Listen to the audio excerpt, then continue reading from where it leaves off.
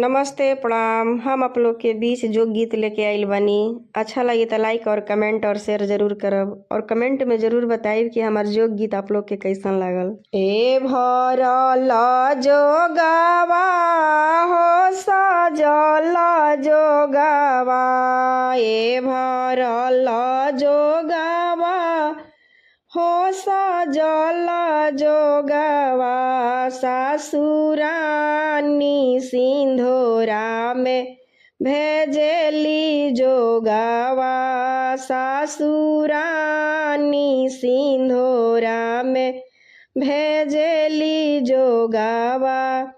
ना दुआरे बिचावा ना आंगन बिचावा, ना दुआरे बिचावा ना आंगन बिचावा, दुल्हा माड़ावा के बीच में डाले ले जोगावा, दुल्हा माड़ावा के बीच में डाले ले जोगावा।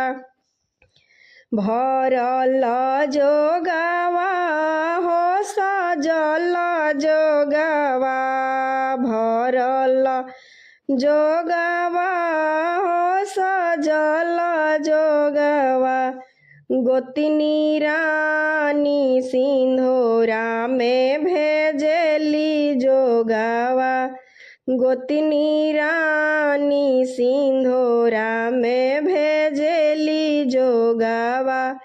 ना पापा के आगवा ना मम्मी के आगवा, ना पापा के आगवा ना मम्मी के आगवा, ना भैया के आगवा ना भाभी के आगवा, दुल्हा परदा के भीतर डाले ले जोगावा, दुल्हा परदा के भीतर डाले ले जोगावा।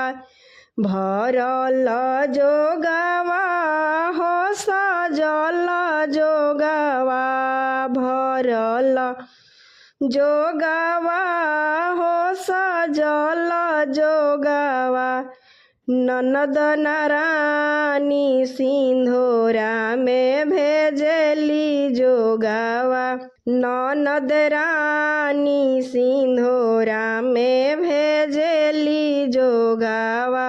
ना गले के बिचावा ना कमर के बिचावा, ना गले के बिचावा ना कमर के बिचावा, दुल्हा मंगिया के बीच में डाले ले जोगावा, दुल्हा मंगिया के बीच में डाले ले जोगावा, दुल्हा मंगिया के बीच में डाले ले सिंदूरा। भरल जोगावा हो सजल जोगावा, भरल जोगावा हो सजल जोगावा, सासुरानी सिंधोरा में भेजेली जोगावा।